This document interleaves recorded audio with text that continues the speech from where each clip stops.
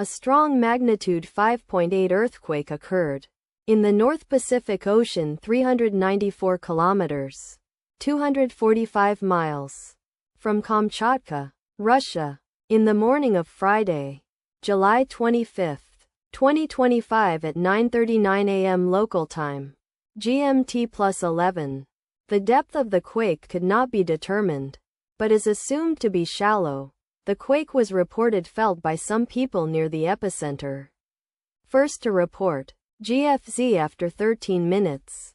The earthquake occurred 2 minutes after a magnitude 6.1 earthquake had hit on Friday, July 25, 2025, at 9:37 a.m.